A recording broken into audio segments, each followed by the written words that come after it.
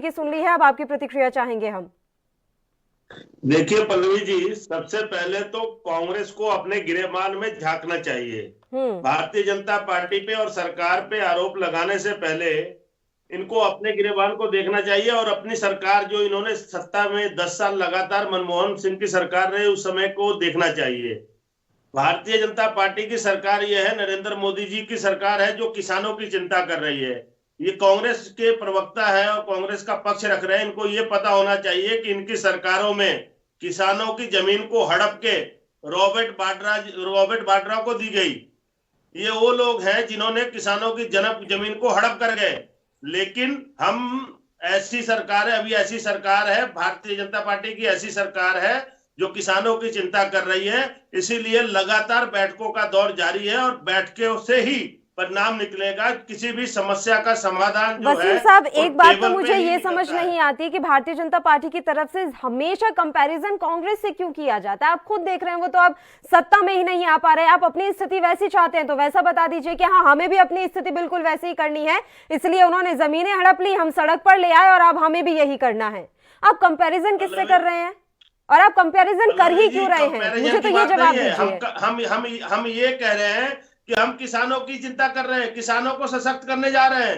लेकिन अरे वो इस कानून से सशक्त होना ही नहीं चाहते, सिंपल सी बात है सर, मुझे ये नहीं चाहिए। पहले अपने गिराबान में देखे और वो अपने गिरेबान में देखकर क्या कर लेंगे? क्या वो अपने गिरेबान में झांक लेंगे तो किसान जो है वापस अपने घर चले जाएंगे? मुझे इतना सा जवाब दे दीजिए।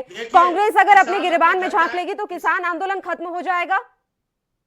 पल्लवी जी, किसान आंदोलन तो समाज बैठकों से ही खत्म होगा और लगातार हम बैठ के कर रहे हैं और इस बैठकों से अच्छे निष्कर्ष भी निकल रहे हैं। बैठक से सार्थक बातें भी हो रही हैं। जो किसान नेता बैठकों के बाद बाहर आते हैं तो वही कहते हैं कि सरकार से बहुत अच्छी बैठक, अच्छे माहौल में बैठक हो रही है, बहुत मसलों पे समाधान हो रहा है और समस्या इतनी गहरी है, कई समस्याओं को समझने की जरूरत है और उसमें सरकार और किसान नेता, किसान संगठन, किसान यूनियन के लोग इसको समझ रहे हैं और उसमें बातचीत वार्तालाप चल रही है। और 8वें दौर की जब बैठक होगी तो दिन प्रतिदिन हालात बदलते जा रहे हैं और मुझे उम्मीद है कि 8वें दौर की बैठक में बहुत अच्छे माहौल में इस आंदोलन को खत्म किया जाएगा।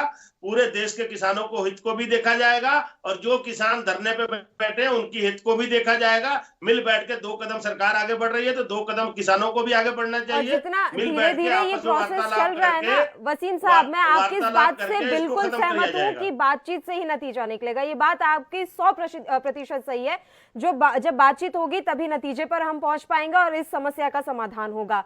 लेकिन जितनी स्लो प्रोसीजर आप लोगों ने अपनाई हुई है ना, आप ये देख लीजिए कि मौसम किस तरह से बदल रहा है, वहां कितने किसानों की अब तक डेथ हो चुकी है।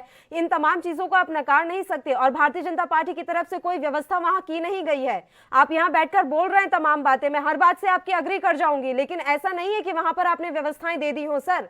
आप खुद देख रहे हैं 3 दिन बारिश हुई है और किस तरह की हालत हो गई है। अरे आप वहां रहकर दिखा दीजिए कि बारिश हो रही है, हम टेंट में रह रहे हैं, पूरे जगह पानी पानी भरा हुआ है, ठंड से हम लोग कपा रहे हैं, बच्चे हैं, महिलाएं हैं, और फिर आपके प्रवक्ता आके ये कह देते हैं कि वहां पर तो हीटर लगा हुआ है साहब, वहां पर तो किसान है ही नहीं साहब, ये तो बस ऐसे ही चल रहा है, नाटक चल रहा है।